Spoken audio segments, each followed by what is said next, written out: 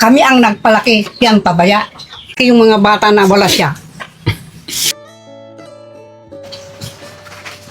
Kilala mo pa ka, ma? Oo.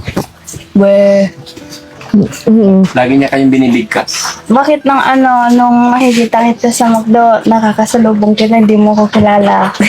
Kasama ko sa Tipinang noon. Hindi mo nakikilala ko, no? Ilala ko. Ilang taon ako nang iniwan mo.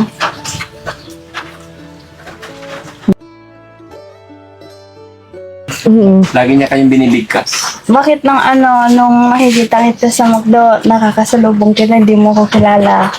Kasama ko sa Tipinang noon. Hindi mo nakikilala ko, no? Ilala ko. Ilang taon ako nang iniwan mo. Hindi mo na maalala, no? Pero ngayon, nung napainom na natin siya ng gamot unti-unti, Micaela lagi binabanggit ko. Micaela. Yes, hindi ko narinig tong pangalan ng dalawa. Micaela lagi. Binibigkas niya rin sa kayo Mark Hill. Mark Hindi Hill. ako naniniwala. Ano yung artista ka? Oo. Pero naririnig ko kay ate, Micaela. Panganay ko yun. Nakakaiyak mga kababayan, nakakatuwa na tuwang-tuwa yung mga anak ni Ate Maricel. At hindi ko rin po inaasahan na madadatnan namin sila dito.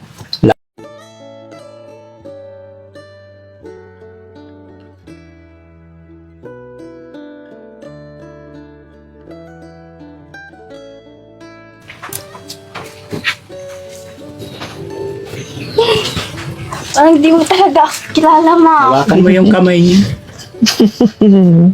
Hawakan mo siya. Kilala mo ako, ma? Oo. Gustong ito. Tay, okay lang tayo ka muna tay. Pagtabihin natin si Micaela, makapagod dito ka muna tay. Dito ka lang tay. Tapos kuha kayong bigas, tapos yung cash doon para sa kanila, para may baon sila bago ako Maputol umalis. to. Mabigat ako. Ayan, mag-usap kayo ni Mama. Para mas madaling gumaling si Mama. Gusto ko makausap mo siya. Ate Maricel, sabi mo gusto mo makausap yung mga anak mo. Eto, kausapin mo. Ikaw muna. Bakit wala kang pasok ngayon? Hindi ako pumasok ngayon. Nag-aaral ba? Diyan sa Alox. Diyan sa ano? Kasi may bagyo.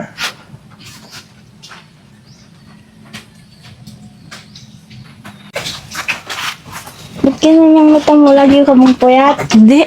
Hindi ako napupuyat. Tulog ng tulog siya doon. Pero tumaba na ba si Mama nyo? Super po. Ha? Super. Super. Nagulat ka ha? Mataba na siya. Alaga namin yung mga yun doon. Lagi niyang request yung gardenia, tinapay, saka saging. Ha? Gusto nyo bang kumain sa Jollibee? Dalhin ko kayo ngayon para may banding kayo? Wag na po. Bakit? Naumay. Ha? Wag na po. Pero sige, okay. Maaring nabibigla lang sila mga kababayan, pero pag may chance, may time, magsiset kami ng araw para makapag-ready din sila. Treat natin sila sa labas para kumain, no? Kuha ka nga ng sansakong bigas. Pakuha. Ayun na, may kumukuha na. Tapos bigay ako pambaon ng mga bata, no?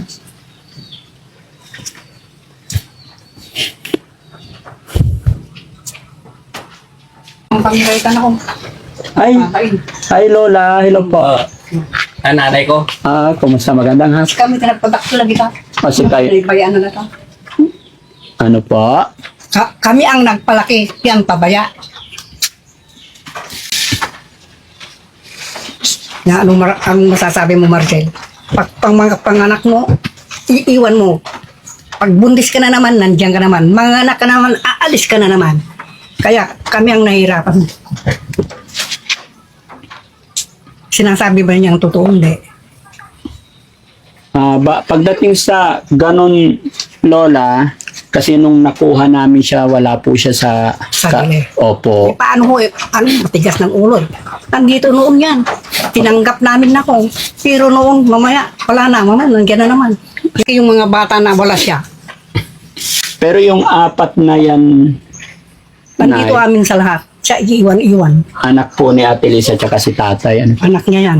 Opo. Pero meron pang isang lalaki. O, apat yung anak Apat nila sila. tatay. Kami ang kawawa, wala siyang kanyan, walang pagoda. Opo. Sinabi rin po ni Micaela na mula Hey, kami ang kawawa na kung nagtitinda ako noon sa palengke. Mm. Pero pag gatas ang naubos yan, ako, hindi ko na masabi kung anong kuan. Kami ang kawawa, hanggang nabulag ako. Hanggang nabulag ako na kung at saka lang ako huminto. Nabulag ako sa buwan na wala. Ay, hindi na po kayo Hindi ako nakakakita. makakita na kung. So, ibig sabihin Dahil lang yung mga bata na yan. Opo. Hey! Hindi mo yung sinasabi. Ako hindi ako nagsisinungaling na kung. Siya maririnig na yan si Maricel. Opo. Talagang gusto namin noon yan. Kanya lang, iwan ko lang nangyari sa kanya. Kasi yung mga magulang yan ako. Pabaya. Kinupkup talaga yan, pero hindi naman sa bahay nila. Doon sa gilid-gilid, hindi pinasok pa. Pero dito, parang Rina yan, noon. Pero iwan ko lang kung anong nangyayari sa kanya. Umalis, mamaya.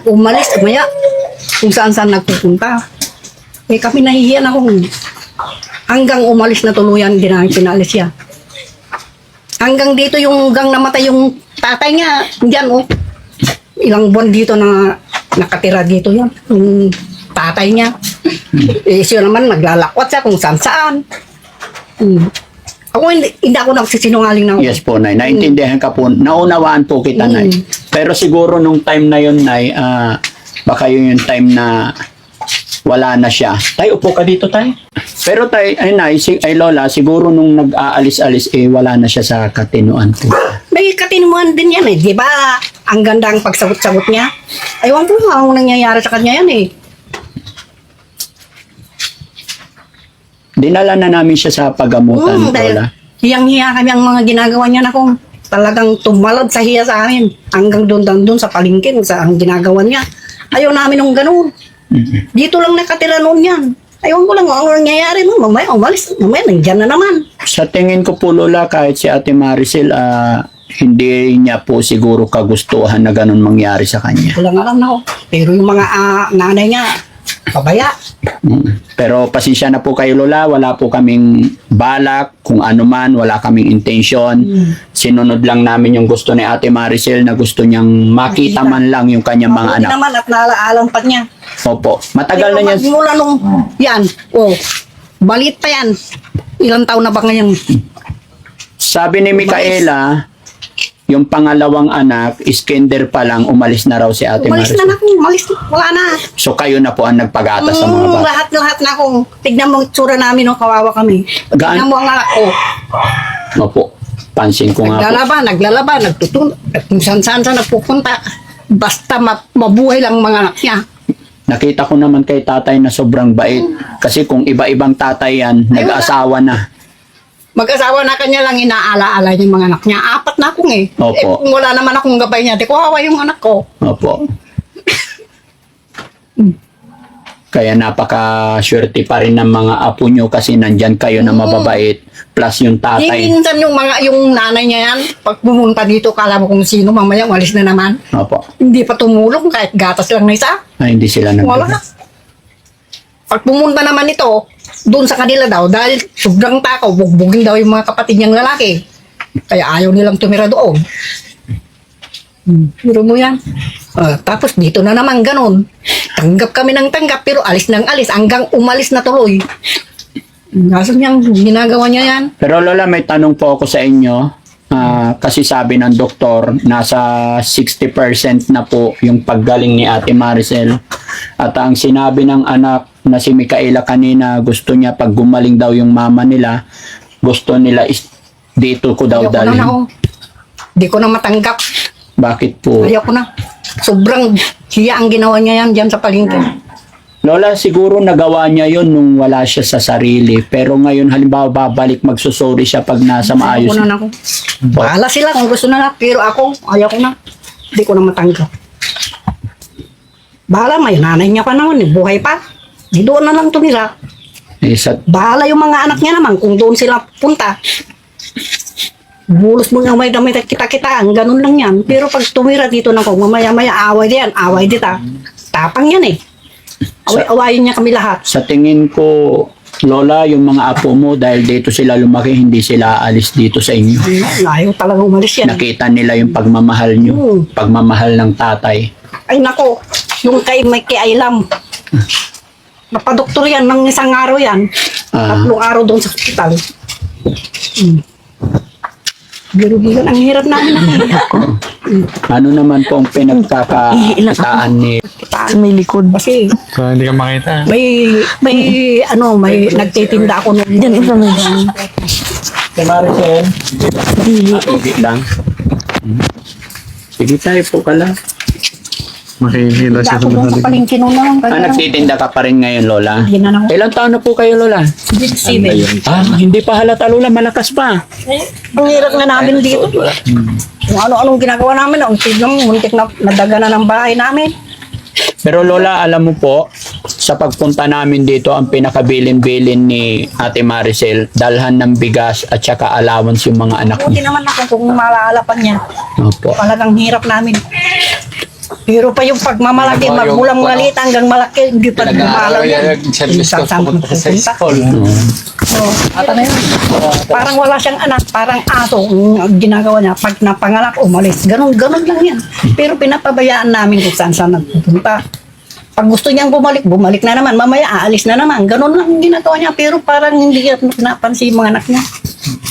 Ganon din yung mga nanay niya.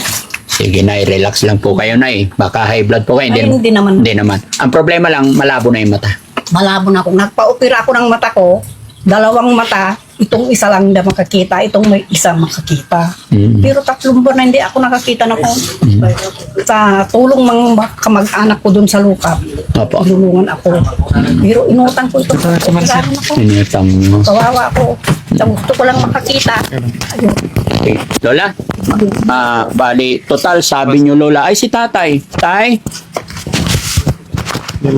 mag-iiwan lang kami tayo ng ay Lola ng budget ng mga bata. Pero tayo yung bantay dito. Talaga na. So, sa inyo ko ibibigay. Opo, sa inyo ko ibibigay. Parang anak namin yan. Higit pa sa anak. Okay. Tay, dito ka tay. Upo ka pare. Nay, ay Lola, gaya ng sinabi ko, hindi ako pumunta dito para magkaroon ng problema ulit. wala. Wala po kaming balak or isip na ganon. Gusto ko lang talaga makita at saka yung request ni ate na Ate Maricel na bigyan ng bigas tsaka konting allowance. Pakipasok yung bigas. Yan. Dito ka lang, upo ka dito ba? Mangawit ka Hindi dyan. na, dito na lang akong kabayo na to. Sige. Dito na lang.